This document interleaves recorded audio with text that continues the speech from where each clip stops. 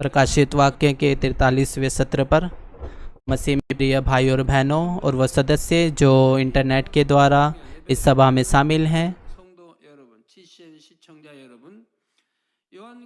और जीसीएन के श्रोताओं, प्रकाशित वाक्य के 8 अध्याय से जो 7 साल के महाक्लेश की जो विपत्तियां हैं वो पूरे जोरों शोरों पर है और तीसरे विश्व युद्ध वह अपनी चरम सीमा पर है और संसार के बहुत से हिस्सों में घातक हथियार जैसे परमाणु हथियार, जैविक हथियार और केमिकल हथियारों का इस्तेमाल किया जा रहा है और पृथ्वी का 1/3 हिस्सा और समुद्र का 1/3 हिस्सा नष्ट हो चुका है और बहुत से अनगिनत लोग मारे जा चुके हैं और संसार में विपत्तियों के बावजूद भी बहुत सी हानि और जो मृत्यु है वो उसका पहाड़ बनता जा रहा है और युद्ध वो लगातार छिड़ रहे हैं और लोग जानते हैं कि वे विनाशी मार्ग की ओर हैं, यहाँ तक कि एक ऐसी स्थिति में भी जिसमें वे समझौता करने में असमर्थ या अनिच्छुक हैं और जब इस जो स्थितियां हैं वह लगातार बदतर और बदतर बनती जा रही है और जो विपत्तियां हैं और इससे भी महान विपत्ति का जो स्तर है वो अब आने वाला है। प्रकाशित वाक्य 8 अध्याय 13 पद कहता है कि और जब मैंने फिर देखा तो आकाश के बीच में एक उकाब को उड़ते और ऊंचे सबसे यह कहते हुए सुना कि उन 3 स्वर्गदूत की तुरही के शब्दों के कारण जिनका फूकना अभी बाकी है, पृथ्वी के रहने वालों पर हाय हाय हाय। अभी तक 4 तुरियां बज चुकी हैं और पूरा संसार पहले ही बहुत सी पीड़ाओं के चपेट में है और अभी 3 तुरियां बजनी बाकी हैं और जो 5वीं तुरी है वह टिड्डियों की है। जब 5वीं तुरही बजाई गई तो जो अताकुंड है वह खोला गया, उसमें से धुआं और टिड्डियाँ निकल के आई और जिनके माथों पर परमेश्वर की मोहर नहीं है वह 5 महीने तक उन्हें बहुत महान पीड़ा को सामना करना पड़ा टिड्डियों के कारण। प्रकाशित वाक्य 9 अध्याय 1 से 2 पद कहते हैं, जब 5वें स्वर्गदूत ने तुरही फूंकी तो मैंने स्वर्ग से पृथ्वी पर एक तारा गिरता हुआ देखा और उसे अताकुंड की कुंजी दी गई और उसने अताकुंड को खोला और कुंड में से बड़े भट्टे का सा धुआं उठा और कुंड के धुएं से सूर्य और वायु अंधियारी हो गई।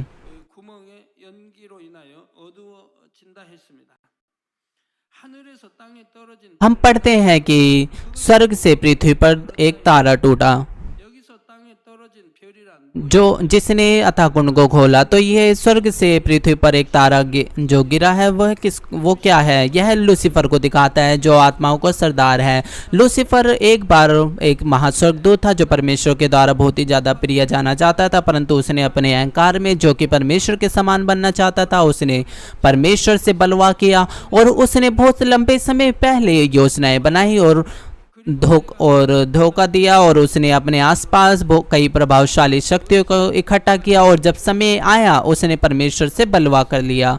और परंतु जो लूसीफर है वह कैसे सृष्टिकर्ता परमेश्वर को हरा और उसके विरुद्ध खड़ा हो सकता था? लूसीफर और जो उसके साथी थे उन सभी को बेअसर कर दिया गया और उन्हें अथाकुंड के गहरे अंधकार में उन्हें डाल दिया गया। यशायाह 14 अध्याय 12 पद कहता है, भोर के चमकने वाले तारे तू क्यों कर आकाश से गिर पड़ा है? तू जो जाति जाति को हरा देता था तो अब कैसे काट कर भूमि पर गिरा दिया गया है। जो स्वर्ग से गिरा हुआ तारा है ये लूसीफर को दिखाता है और जो उसके जो झुंड थे लूसीफर के साथ जो जिन्होंने षड्यंत्र रचा था वे भी लूसीफर के समान उन्हें सजा को प्राप्त किया। प्रकाशित वाक्य की किताब में जहां पर हम ड्रैगन यानी कि अजगर के बारे में पढ़ते हैं, जो ड्रैगन यानी कि अजगर जो परमेश्वर के विरोध में खड़े हुए थे लूसीफर के साथ मिलकर, परमेश्वर ने उन चारों ड्रैगन को जो 4 ड्रैगन हैं जिन्होंने परमेश्वर से बलवा किया था लूसीफर के साथ मिलकर जो ड्रैगन है वो पहले परमेश्वर के साथ यानी कि उनके परमेश्वर के करीब खड़ा हुआ करते थे, परंतु लूसीफर जो है उसने उन्हें लालच दिया और उनके साथ विद्रोह की योजना बनाई। और जैसे कि दूसरा पतरस 2 अध्याय 4 पद कहता है, क्योंकि जब परमेश्वर ने उन स्वर्गदूतों को जिन्होंने पाप किया नहीं छोड़ा पर नरक में भेजकर अंधेरे कुंडों में डाल दिया ताकि न्याय के दिन तक बंधे रहे। यहूदा 1 अध्याय 6 पद कहता है, फिर जो स्वर्गदूतों ने अपने पद को स्थिर न रखा वरन अपने निज निवास को छोड़ दिया, उसने उनको भी उस भीषण दिन के न्याय के लिए अंधकार में जो सदाकाल के लिए है बंधनों में रखा है। इस तरह से जो झुंड था यानी कि जो झुंड था जिन्होंने परमेश्वर के विरोध में षड्यंत्र रचा था, उन्हें अतः कुंड की गहरे अंधकार में यानी कि नरक का सबसे भीतरी जो भाग है उसमें डाल दिया गया। परमेश्वर पहले से ही जानता था कि जो लूसीफर है वह मुझसे बलवा करेगा, तो भी परमेश्वर ने लूसीफर को ऐसे करने दिया। इसका यह कारण है कि जो दुष्ट आत्मा की जो सेना है वह मनुष्य जाति की जुताई के लिए जरूरी है जो होने वाली है, और इसी कारण से परमेश्वर ने सभी को तो नहीं अतः कुंड में डाला। कुछ समय की अवधि के लिए परमेश्वर ने जो मनुष्य जाति की जुताई के लिए जो जरूरी है, परमेश्वर ने अतः कुंड में से लूसीफर उसके कुछ साथियों को उसमें से छोड़ दिया, उसमें से आजाद किया। वह दुष्ट आत्माएं हैं जो हवा पर अधिकार जमाए हुए हैं, जैसे कि हम इफिसियों 2:2 में पढ़ते हैं, जिनमें तुम पहले इस संसार की रीति पर आकाश के अधिकार के हाकिम अर्थात उस आत्मा के अनुसार चलते थे जो अब भी आज्ञा न मानने वालों में कार्य करता है। और हम इफिसियों 6:12 में भी ढूंढ पाते हैं, क्योंकि हमारा यह मलयुद्ध लहू मांस से नहीं परंतु प्रधानों से, अधिकारों से, संसार के अंधकार के हकीमों से, उस दुष्ट की आत्मिक सेनाओं से है जो आकाश में है। जो दुष्ट आत्माएं हैं उनका हवा पर अधिकार है जो कि दूसरा स्वर्ग है, और वह इस संसार के अंधकार को नियंत्रित करते हैं। जैसे कि हम आयत में पढ़ते हैं, लूसीफर वह स्वर्ग से पृथ्वी पर गिरा हुआ टूटता हुआ तारा है,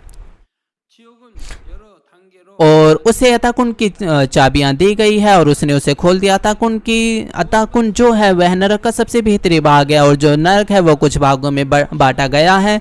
न्याय के दिन के बाद जो उद्धार ना पाने वाली आत्माएं हैं, या तो उन्हें आग की झील में या गंधक की झील में डाल दिया जाएगा उनके पापों के अनुसार, परंतु जो लूसीफर और दुष्ट आत्माएं हैं वह उन्हें अतः कुंड में कैद कर दिया जाएगा। और जो अतः कुंड है वह नरक का सबसे भीतरी भाग है, वहां पर घोर अंधेरा है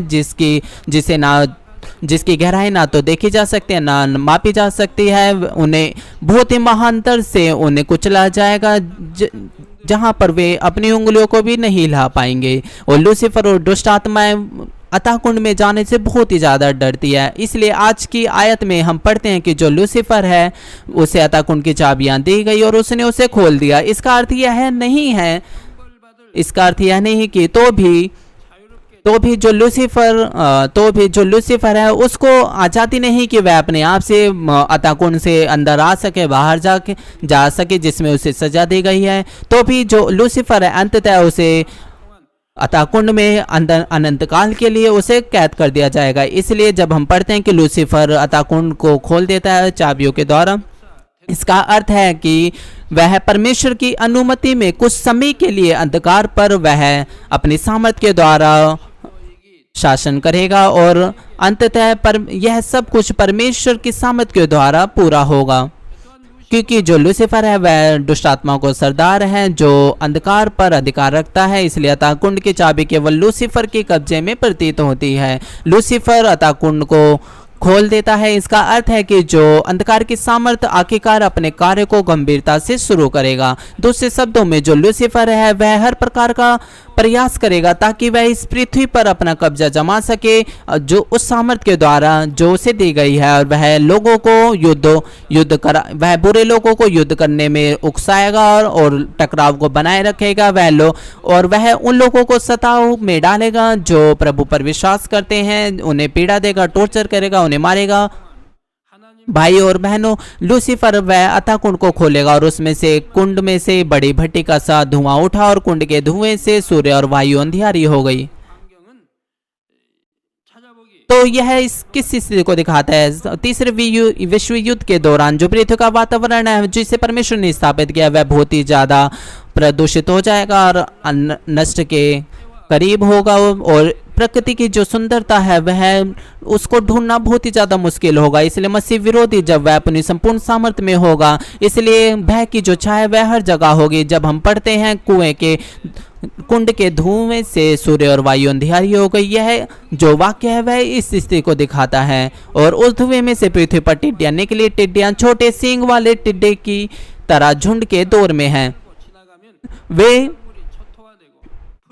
वे टिड्डे से बड़ी होती हैं और वे झुंड में चलती है हवा में, और यहाँ तक कि सूरज को देखना भी मुश्किल होता है। और ऐसा कहा गया है कि जब टिड्डियां झुंड में चलती एक बार ऐसा कहा गया कि टिड्डियों का जो झुंड है उन्होंने एक क्षेत्र का सफाया कर दिया, उन्होंने पूरी फसलों को नाश कर दिया और यहाँ तक कि घास का एक तिनका भी ना बचा। और तीसरा वचन जब हम देखते हैं उसमें लिखा हुआ है आज की आयत में, उस धुएं में से पृथ्वी पर टिड्डियाँ निकली, उन्हें पृथ्वी के बिच्छू की सी शक्ति दी गई। जो बिच्छू हैं वे खासकर रेगिस्तान या गर्म जलवायु में मिलते हैं, जिनकी पूंछों में जहर होता है। और जो जहर की जो ताकत होती है अलग अलग होती है। कुछ तो मनुष्य के शरीर को बेजान बना देते हैं या उन्हें दर्द देते हैं, या फिर कुछ लोग या फिर कुछ जो जहर हैं वह कुछ घंटों में उनको मौत दे देते हैं।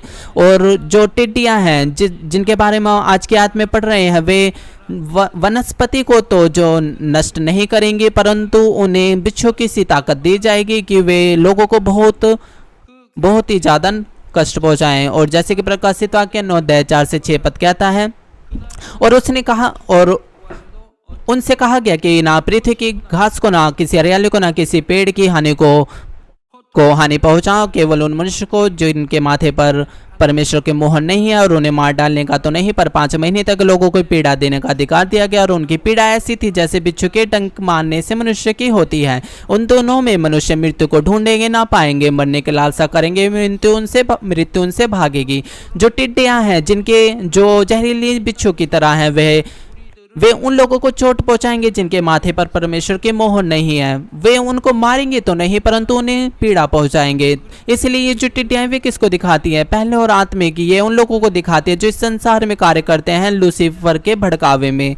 ये वो मसीह विरोधी के लोग हैं जो परमेश्वर के लोगों के विरोध में खड़े होते हैं, उन्हें सताते हैं, उन्हें टॉर्चर करते हैं और उन्हें मारते हैं। आयत बताती है वे केवल उन्हें चोट पहुंचाएंगे जिनके माथे पर परमेश्वर की मोहर नहीं है। जैसे मैंने आपको पहले ही परमेश्वर की मोहर के बारे में बता दिया है। मैंने आपको बताया था कि परमेश्वर की मोहर के जिनके पास परमेश्वर की मोहर है वे वो लोग हैं जो परमेश्वर के दास हैं, जो 7 साल के महाक्लेश के दौरान इस्तेमाल किए जाएंगे। और वे लोग जो परमेश्वर की मोहर जिनके पास नहीं है, वे भूसी के समान विश्वासी हैं जो पृथ्वी पर गिर गए थे, जो विश्वास करते, जो अपना विश्वास का अंगीकार करते थे परमेश्वर में। यहाँ तक कि उन्होंने सुसमाचार को सुना और उन्होंने कहा कि वे विश्वास करते हैं, परंतु उन्होंने विश्वास की चाल को अच्छे से नहीं चला। छोटे शब्दों में उनका जो विश्वास है वह परमेश्वर के द्वारा स्थापित जो परिमाप है उसको नहीं पार कर पाए।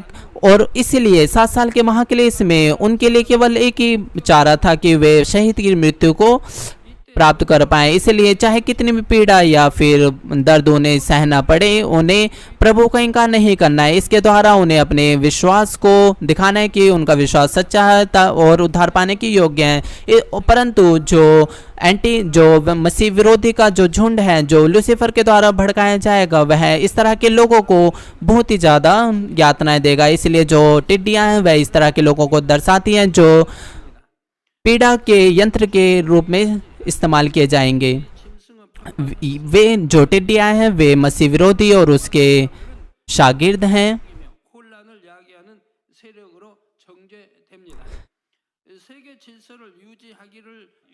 इसलिए जो मसीह विरोधी है वो आर्थिक सामर्थ्य को प्राप्त करेंगे। जो यूरोपियन संघ है वह पूरे संसार में अपना शासन बनाने की कोशिश करेगा और लोगों के साथ जोर जबरदस्ती करेगा कि वे पशु के छाप को ले परंतु विश्वासियों के लिए पशु की छाप को लेना पर मसीह का इनकार करने जैसा होगा। इसलिए जो विश्वासी है वे पशु की छाप को लेने से इनकार करेंगे ताकि वे प्रभु के नाम का इनकार ना करें। परंतु जो लोग पशु की छाप को नहीं लेंगे उन्हें असामाजिक माना जाएगा और दूसरों को भ्रम डालने की निंदा की जाएगी। इसलिए उन्हें षड्यंत्रकारी कहा जाएगा क्योंकि वे जो संसार के क्रम को बनाए रखने का नियंत्रण जो है उसके विरोध में खड़े हुए हैं।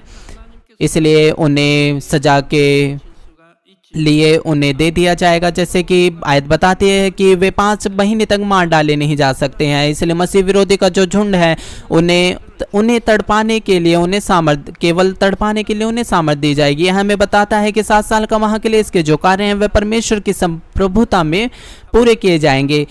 महाक्लेश के दौरान जो मसीह विरोधी है वह बहुत ही विशाल सामर्थ्य के साथ वह विश्वासियों को सताएगा और ऐसा लगता है कि उन्हें यहाँ तक कि जैसा वे चाहे वे विश्वासियों को मार सकते हैं, परंतु वास्तव में वे ऐसा वे अपनी मर्जी से, यानी कि जैसा वो चाहते हैं वैसा सब कुछ नहीं कर सकते।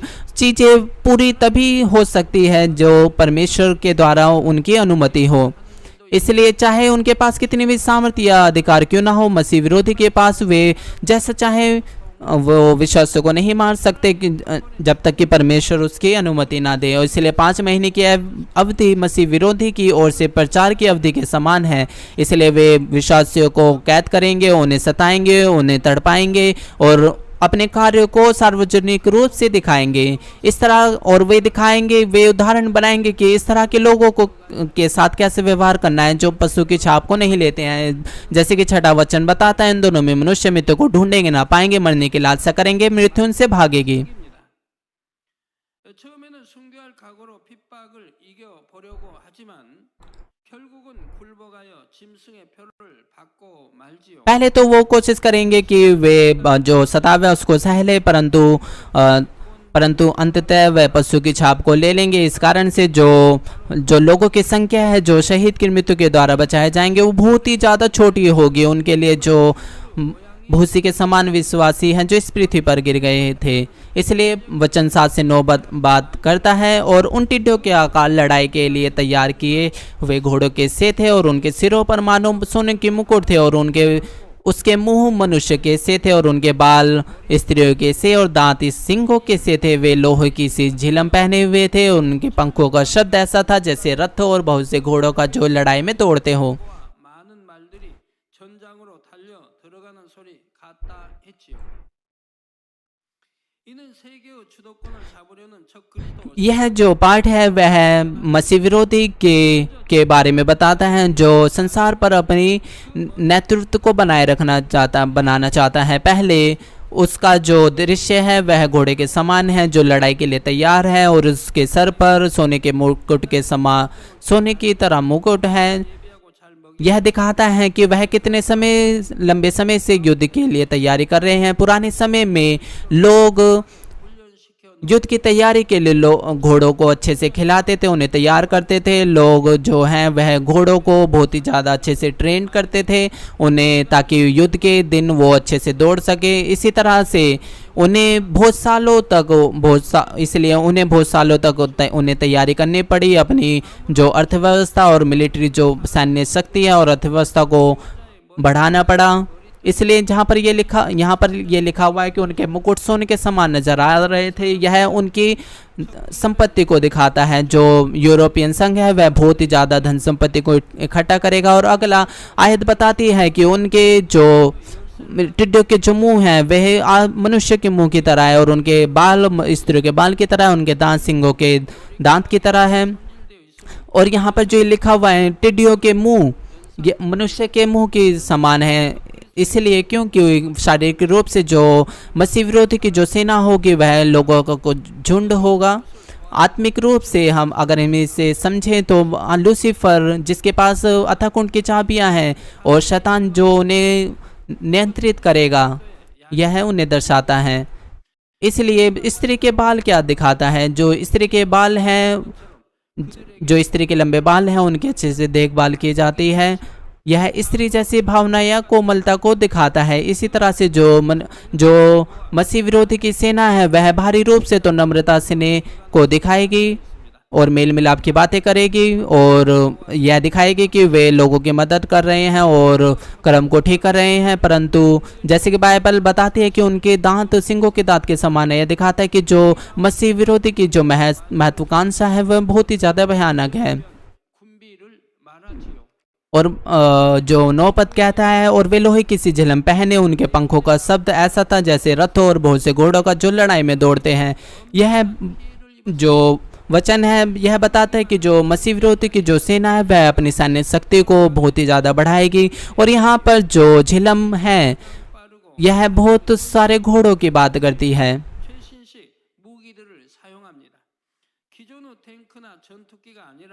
최신의 기술력 इसलिए जब पिछली जो 4 तुरियां बच चुकी तो लोगों ने बहुत ही ज़्यादा भयानक विनाश का अनुभव किया था और उन्होंने परमाणु हथियार के कारण बहुत ही ज़्यादा हानि को उठाया था। इसलिए वे परमाणु हथियारों के प्रयोग में संयम बरतने की ज़रूरत को समझेंगे और यहाँ तक कि इस आशय की संधियाँ भी करेंगे।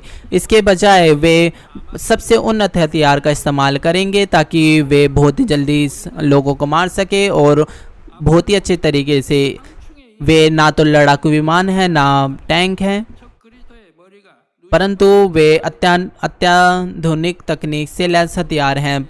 जो मसीह विरोधी की जो सेना है वे पहले इस तरह के हथियारों को तैयार कर चुकी होगी ताकि वह अधिक प्रभावी और गंभीर रूप से अपने शत्रुओं पर हमला कर सके और संसार पर हुकूमत जमा सके। और 11 पद बताता है अतः कुंड का दूत उन पर आ जाता है। उसका नाम इब्रानी में अब्दून और यूनानी में अपुल्योन है। 마찬가지 사람과 세상을 파괴합니다. 그러다가 जैसे कि जो अतः कुंड का जो स्वर्गदूत जिसे टिड्डियों का राजा कहा गया, दूसरे शब्दों में यह मसीह विरोधी के बारे में बताया जा रहा है जो कि अब्दून और अपोल्योन जिसका अर्थ है यानी कि नाश करने वाला, इसे जो तबाही को मचाता है।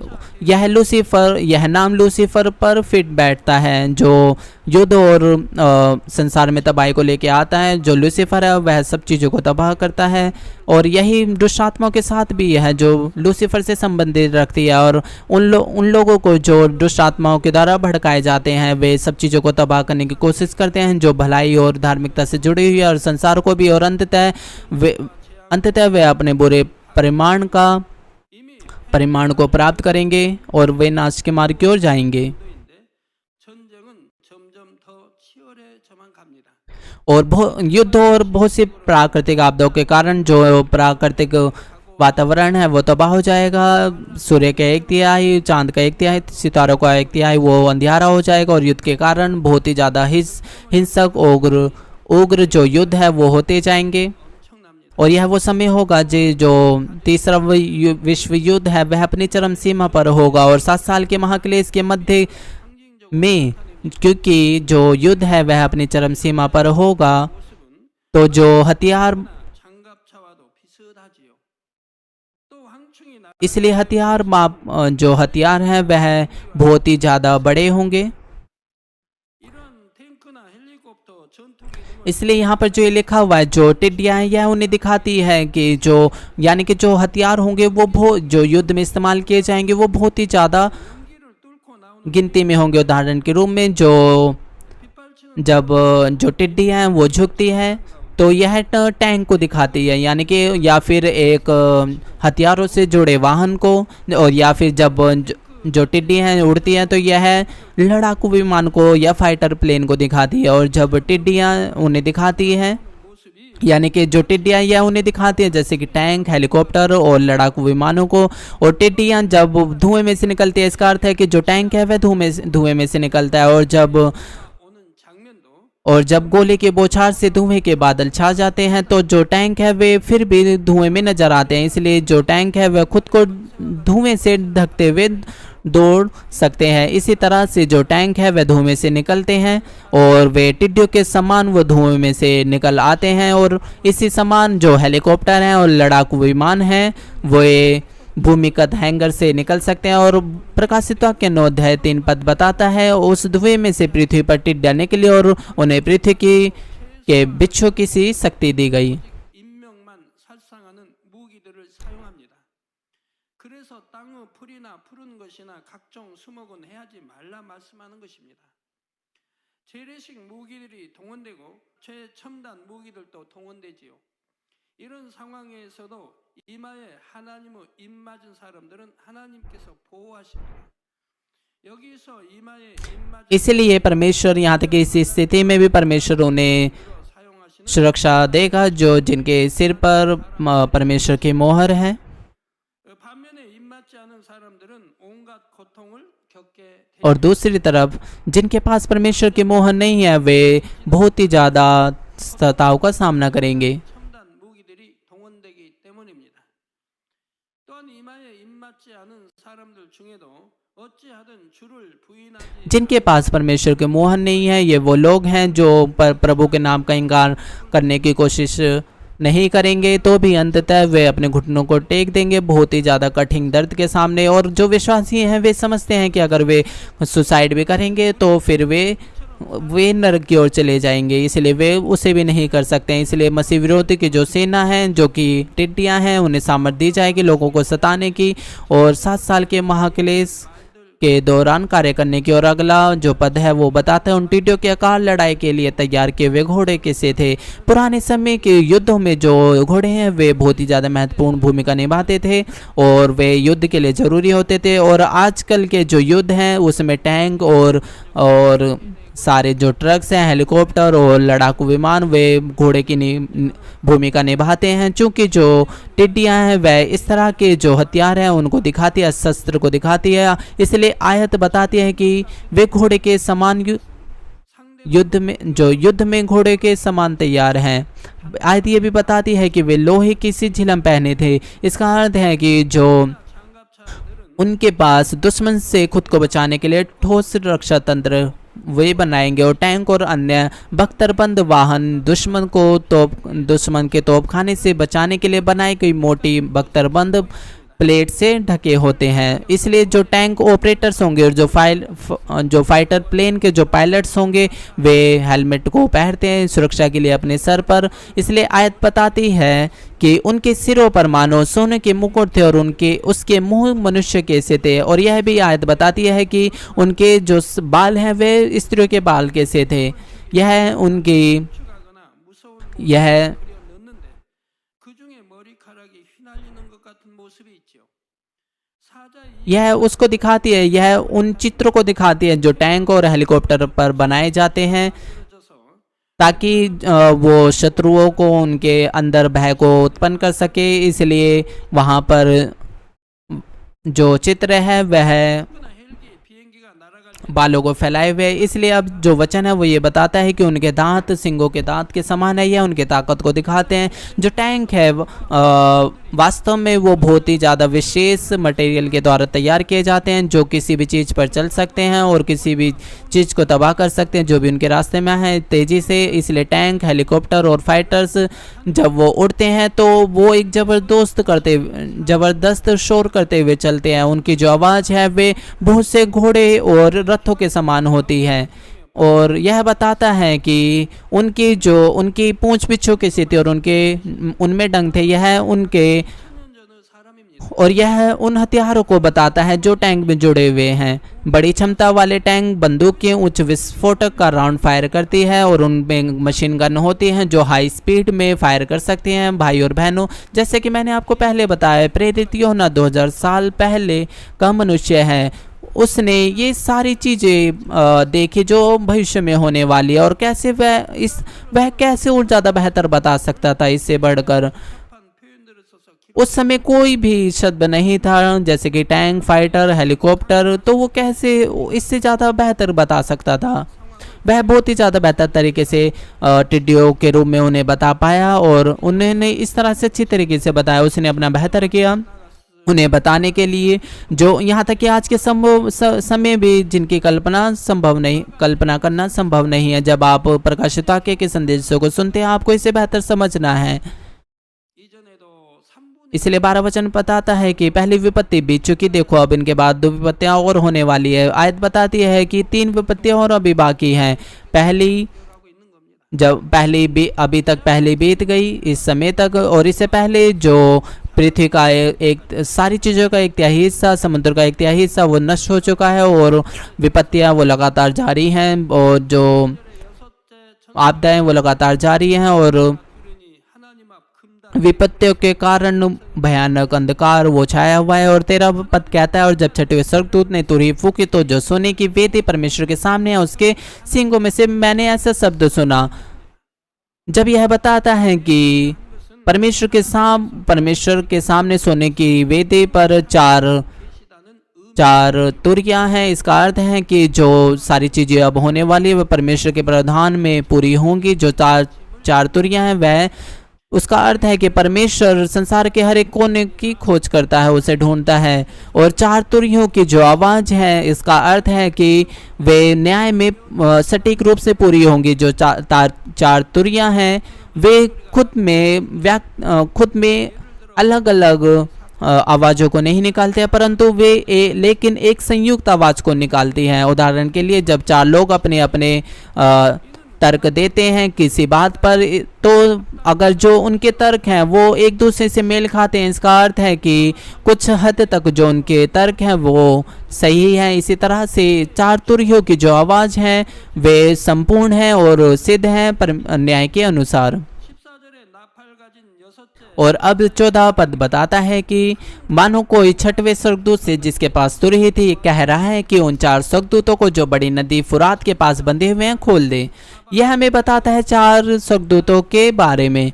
यह बताता है कि कुछ भी नहीं बचेगा जो अब आने वाला है। 번째 화를 결코 सब कुछ जो परमेश्वर की सीमा में है उसमें कोई भी दूसरी पत्ती से नहीं बच सकता। बड़ी नदी फुरात जो मनुष्य जाति की शुरुआत की मनुष्य जाति के इतिहास की जगह है। यह सभ्यता का उद्गम स्थल है। यह वो क्षेत्र है जो आज का इजराइल और मिडल ईस्ट है। उसी स्थान पर जहां मानव जाति का इतिहास शुरू हुआ और सभ्यता शुरू हुई, विश्व शक्तियों ने एक युद्ध आयोजित करना शुरू कर दिया जो मानव जाति के भाग्य का फैसला करेगा। 세계 연합군이 이곳 संसार की जो सेनाएं हैं वे एक दूसरे से टकराएंगी।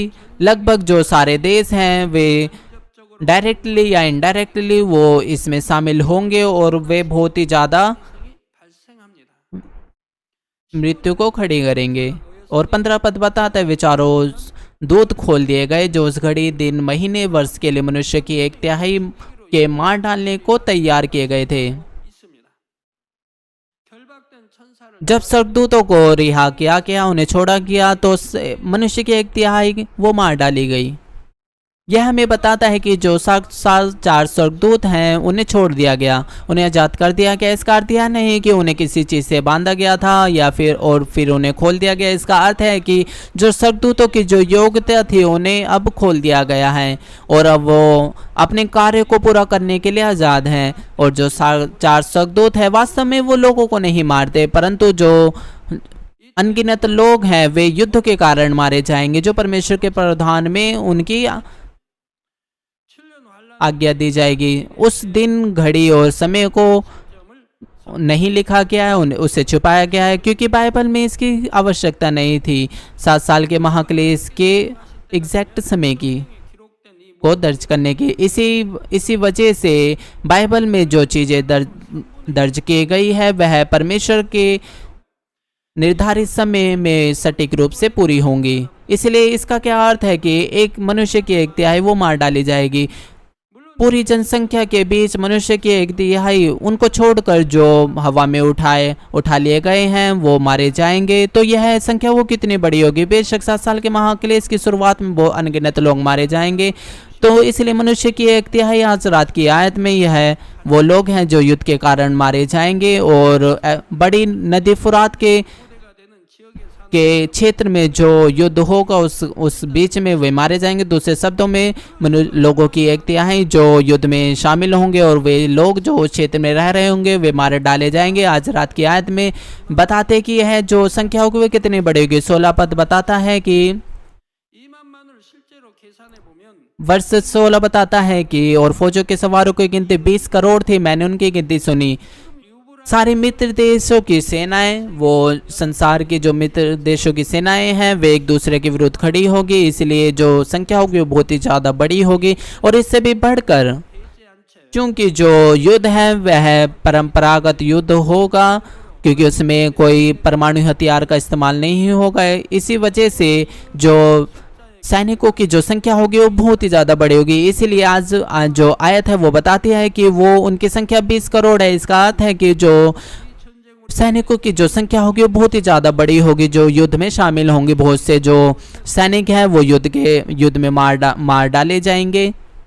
मारे जाएंगे, और जो यहाँ तक कि उस क्षेत्र में रह रहे जो लोग होंगे वो भी मार डाले जाएंगे। इसलिए जो क्षति होगी बहुत ज़्यादा बड़ी होगी, ना केवल उस क्षेत्र में रहने वाले लोग परंतु संसार के बहुत से हिस्से में जो रह रहे लोग होंगे वो मार डाले जाएंगे, क्योंकि इस युद्ध से जुड़े छोटे या बड़े विवाद वहाँ छिड़ जाएंगे और बेशक बहुत से लोग परिणाम स्वरूप मर जाएंगे।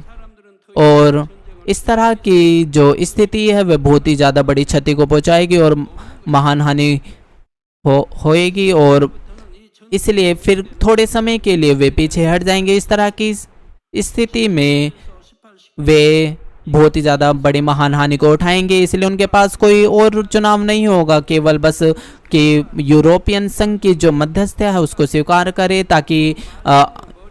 ताकि जो युद्ध है उसके कारण और ज़्यादा नुकसान ना हो। इसलिए वे यूरोपियन संघ के नेतृत्व का पालन करेंगे और वे अपने आप को उसके सुपुर्द कर देंगे। और इसलिए 17 पद बताता है इससे आगे कि उसके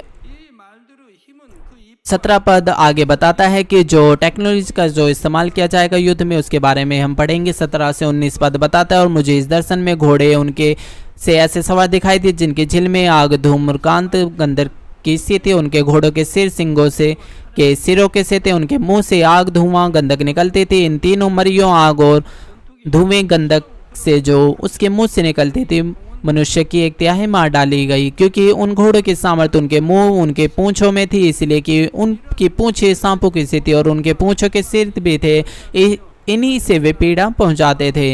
युद्ध में टैंक, तोपखाने, कवच, हेलीकॉप्टर, लड़ाकू ट्रक, अन्य विभिन्न हथियारों का उपयोग किया जाता है। उनमें से प्रत्येक को उन कर्मियों की आवश्यकता होती है जो उन्हें संचालित करते हैं। वे गोलियों, विस्फोटक गोले के साथ साथ आग लगाने वाले और जैव रासायनिक राउंड भी चलाते हैं। और जैसे कि आयत हमें बताती है कि बहुत से लोग इनके कारण मार डाले जाएंगे। विशेष रूप से आयत बताती है कि आग, धूम्रकांत और गंधक को, यह उस स्थिति को दर्शाती है जो कि अत्याधुनिक हथियार यानी कि लेजर लाइट का इस्तेमाल उस समय किया जाएगा। विभिन्न प्रकार के जो सुरक्षात्मक उपकरण न केवल प्रत्येक व्यक्ति बल्कि हथियारों की भी सुरक्षा करते हैं। एक बंदूक की बैरल जो सामने चिपक जाती है और अन्य बैरल मुंह और पीछे की तरह दिख सकते हैं।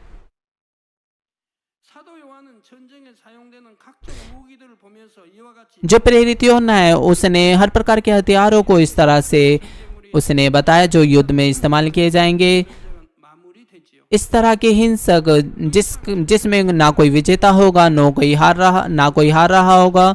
इसलिए यूरोपियन संघ की जो मध्यस्थ है वे उसको स्वीकार करेंगे और उस युद्ध का अंत होगा, क्योंकि वे आगे को युद्ध नहीं कर सकते, इसलिए वे पीछे हट जाएंगे। परंतु उनके अंदर इच्छा होगी कि वे अपनी सामर्थ्य को दोबारा प्राप्त कर ले और वे मौका उन्हें दिया जाए कि वे अपने शत्रु को हरा सके।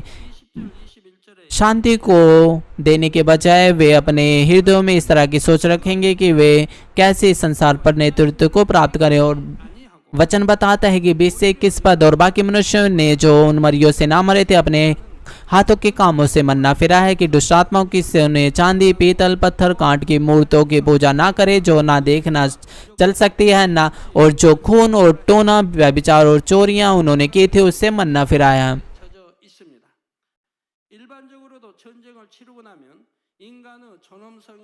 इस संसार के जो लोग हैं वे बुराई में बहुत ही ज़्यादा लिप्त हो जाएंगे। सामान्य तौर से जो युद्ध के बाद उनका जो मोरल है वो बहुत ही ज़्यादा नाश हो जाएगा। इसलिए लोग यहाँ तक कि मनुष्य की जो मूल्य है उसकी भी परवाह नहीं करेंगे। वे अपने ही जीवित रहने का मार्ग ढूंढेंगे, वे अपना ही लाभ ढूंढेंगे। और भी ज़्यादा इस समय में भी ऐसा ही है। राष्ट्रीय स्तर पर युद्ध के बाद पर काबू पाने के बजाय वे व्यक्तिगत रूप से जीवित रहने का रास्ता तलाशने में व्यस्त रहेंगे। बेशक जो बुराई है वो और भी ज़्यादा बुराई बढ़ती जाएगी, यहाँ तक कि उनके पास समय नहीं होगा कि वे अपने पापों से पश्चाताप करें। और जो मूर्ति है जो आयत में यहाँ पर लिखा हुआ है कि जरूरी नहीं कि वे दृश्य रूप से कोई मूर्ति होगी। इसका अर्थ है कि जो लोग हैं वे सामर्थ्य और अधिकार में वे अंधे हो जाएंगे। वे केवल अपना लाभ ढूंढेंगे और भलाई को ढूंढने के बजाय, परमेश्वर को ढूंढने के बजाय वे अपना लाभ ढूंढेंगे और उनका जो धन संपत्ति है वो उनको अंधा कर देगी। क्योंकि जो रैप्चर है, हवा में उठाया जाना है, वह उसके वो गवाह हुए थे, वे उसको भूल जाएंगे और फिर कहेंगे कि अपने होठों से कि परमेश्वर कहाँ है। न केवल शारीरिक रूप से वे 이것이 바로 얼마 있으면 이 땅에 बहुत ही ज़्यादा नष्ट हो जाएंगे, परंतु उनके हृदय भी वो धूर्त हो जाएंगे, नष्ट हो जाएंगे। इसलिए उनके यहाँ तक कि विवेक का तिनका भी उनमें नहीं बचेगा। इस तरह की स्थिति में अपने विश्वास को बनाए रखना कितना मुश्किल होगा और शहीद की मृत्यु मरना। मसीह में प्रिय भाई और बहनों, जब एक मनुष्य गुस्से में फूट पड़ता है और गुस्सा करता है और शत्रु शैतान वह उस मनुष्य को नियंत्रित करता है जो आत्मा के क्षेत्र में अदृश्य है। जितना ज़्यादा उसके हृदय में बुराई होगी उतना ही ज़्यादा शत्रु शैतान के लिए आसान होगा उसको नियंत्रित करना। चाहे मनुष्य कितना भी कोशिश क्यों ना करे अपनी बुराई को दबाए रखने की अपनी इच्छा शक्ति में, परंतु जो दुष्ट है वह दुष्टता जो है वह अंततः प्रकट हो जाएगी। इसीलिए अगर आप शत्रु शैतान अंधकार की सेनाओं के द्वारा नियंत्रित नहीं होना चाहते तो आपको बुराई को निकाल फेंकना है बिना देर किए हुए। इससे भी बढ़कर जो अंधकार की सेना है वह आपके हृदय में बुराई को उजागर करने की कोशिश करेंगे। इसलिए आपको उनसे वापसी लड़ना है और उस पर विजय को प्राप्त करना है, जैसे कि वचन बताता है, क्योंकि हमारा यह मल्ल युद्ध लहू और मांस से नहीं परंतु प्रधानों से, अधिकारियों से, इस संसार के अधिकार के हाकिमों से, उस दुष्टता की आत्मिक सेना से है जो आकाश में है। इसलिए परमेश्वर के हथियार बांध लो कि तुम पूरे दिन में सामना कर सको और सब कुछ पूरा करके इससे रह सको। मैं आपसे आशा करता हूं कि आप परमेश्वर के सारे हथियार बांध लेंगे, परमेश्वर के वचन और जोशीली प्रार्थनाओं के साथ। केवल तभी आप अंधकार की सेना को हरा सकते हैं और ज्योति में रह सकते हैं। इसलिए मैं आशा करता हूं कि आप शत्रु शैतान की जो योजना है उसको नष्ट कर देंगे और केवल परमेश्वर को महिमा देंगे अपने जीवन के द्वारा। हमारे प्रभु यीशु मसीह के नाम से मैं प्रार्थना करता हूँ। आइए हम इस संदेश पर विचार करते हुए हम प्रार्थना करेंगे। 나타날 많은 징조들을 풀어 말씀해 주셨고 그리고 이 마지막 때에 어떤 믿음을 가지고 어떤 삶을 살아야 되는지를 밝게 깨닫게 하시니 감사드립니다. 아버지 하나님 말씀으로 전신갑주를 입고 늘 깨어 기도하는 우리 모두로 축복하여 주옵소서. 감사하고 우리 주 예수 그리스도 이름으로 기도합나이다. 아멘. 당회장님의 환자를 위한 기도를 받겠습니다. 아픈 곳이나 연약한 곳 위에 손을 얹고 기도 받으시고 आइए हम सीनियर पास्टर की बीमारों के लिए प्रार्थना को ग्रहण करेंगे। यदि आप बीमार हैं तो अपने बीमार अंगों पर अपना हाथ रखिए। यदि आप बीमार नहीं हैं तो अपनी हृदय की इच्छा को पूरा करने के लिए अपनी छाती पर हाथ रखिए। विश्वास के साथ इस प्रार्थना को ग्रहण कीजिए।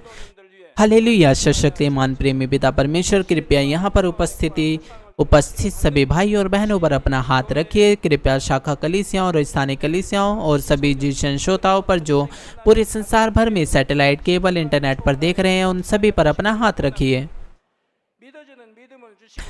उनके हृदय में विश्वास को बोइए, नकारात्मक विचारों शक की सेना को निकाल दीजिए। सभी प्रकार के दुख और क्लेश उन्हें छोड़कर चले जाएं। पवित्र आत्मा की आग के द्वारा सिर से लेकर पैर तक कोशिकाओं को तंत्रिकाओं सभी अंदरूनी अंगों आंतों सहित उन्हें उनके बीमार और भावात्मक अंगों को जला दीजिए और सृष्टि की ज्योति उन पर आ जाए।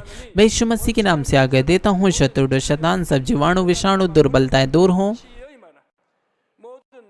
ज्योति उन पर चमके। उनके असाध्य दीर्घकालीन रोग पवित्र आत्मा की आग के द्वारा जला दीजिए। सभी प्रकार की महामारियां फैलने वाले रोग जैसे मलेरिया जला दीजिए। सभी प्रकार के संक्रामक रोग जैसे जुकाम बुखार उनसे दूर हों। पिताओं ने हर प्रकार के जीवाणु विषाणु और बैक्टीरिया से सुरक्षा दीजिए। उनके सभी प्रकार के कैंसर, पेट के कैंसर, फेफड़े के कैंसर, जिगर के कैंसर, छाती के कैंसर, गर्भ के कैंसर, सभी प्रकार के जो दूसरे रोग हैं जैसे एड्स, रक्त का कैंसर, दिमागी रक्तचाप, उच्च रक्तचाप, धीमा रक्तचाप, फेफड़े के रक्तचाप, फेफड़े के रोग और मधुमेह के रोग, स्त्री रोग, थायराइड के रोग, सभी प्रकार के सूजन और जलन से चंगाई दीजिए। पोलियो, सतमे, गठिया, हनीय, टिड्डिस, दूसरे बहुत से रोगों से ठीक कीजिए। सभी प्रकार के दर्द उनसे दूर हों। पीठ दर्द, सिर दर्द, मानसिक रोग उनसे गायब हो जाएं। मिर्गी, स्वलीनता, उदासी, तंत्रिका रोग, सभी प्रकार की दूसरी बीमारियों से आजाद कीजिए। सभी प्रकार के लकवे से लकवे के रोगों से आज़ाद कीजिए। वे उठे, चले, कूदे, कमजोर आंखें ठीक हो जाएं, कान सामान्य हो जाएं, अंधे देखने लगे, बहरे सुनने लगे, गूंगे बोलने लगे। दुर्घटना के बाद के प्रभाव से उन्हें ठीक कीजिए। उनकी टूटी हड्डियां ठीक हो जाएं, जलन और दहन संवेदना उनसे दूर हो। पिता वहाँ कोई दाग ना रहे, सभी प्रकार की दवा और विष के लत से साफ हो जाएं। पिता मृतक कोशिकाओं को, तंत्रिका को फिर से जिला दीजिए, मृतकों को जिला दीजिए, गर्भधारण की आशीष दीजिए। कृपया उन्हें गर्भधारण की आशीष दीजिए। मैं यीशु मसीह के नाम से आगे देता हूँ। शत्रु दुष्ट शैतान, हवा में मौजूद शासक, बुराई की सेना, उनके दास उनसे दूर हों। 예수 그리스도의 이름으로 명하노니 원수마귀 사단아 하늘 공중 곳에 잡은 악의 영들아 물러가라. 그의 사자들도 물러갈지니라. 이 땅에 악한 दुष्ट आत्मा, अशुद्ध आत्माएं, 간사한 영 धोखे की आत्माएं, कपट की आत्माएं, अलग करने वाली आत्माएं, 흉악의 결박을 सारी अंधकार की सेना दूर हो। दुष्ट और अंधकार के सारे बंधन खुल जाए, उनसे दूर हो। ज्योति उन पर चमके। पिता परमेश्वर उन्हें प्रार्थनाओं में चिल्लाने की ताकत दीजिए, पापों को निकाल देने की सामर्थ दीजिए, अधिकार दीजिए। वे पवित्र बन जाए। जैसे उनकी आत्मा समृद्ध होती है, वे अच्छे स्वस्थ में बने रहें। उनके परिवारों में भी सुसमाचार का प्रचार किया जाए। उन्हें सभी प्रकार की दुर्घटना विपत्तियों से सुरक्षा दीजिए। उन्हें हर चीज में सफल जीवन जीने की आशीष दीजिए। कृपया अपने बच्चों को, उनके घर, कार्यशाला को पवित्र आत्मा के आग के बाड़े से, स्वर्गीय सेना, स्वर्गदूतों अपनी धधकती आंखों के द्वारा सुरक्षा दीजिए। विद्यार्थियों को बुद्धि समझ दीजिए और उनके हृदय अधिक जुनून और पढ़ाई की इच्छा से भर जाए। संसारिक चीज़ों से उनके मन, हृदय को दूर रखिए। उनके हृदय में और अधिक जोशीला प्रेम रोपिए। 축복하여 주옵소서. अपने बच्चों को आशीष दीजिए कि वे खाए पिए या जो भी कुछ करें, वे सब कुछ में आपके नाम को महिमा दें। वे जीवित परमेश्वर का अंगीकार करें और गवाही दें कि मैं परमेश्वर से मिला हूँ। मैंने परमेश्वर का अनुभव किया और उससे आशीष और उत्तर को प्राप्त किया है। पिता परमेश्वर, आपका धन्यवाद। सारी महिमा केवल आपको मिले। हमारे प्रभु यीशु मसीह के नाम से मैं प्रार्थना करता हूँ, 기도하옵나이다. आमीन।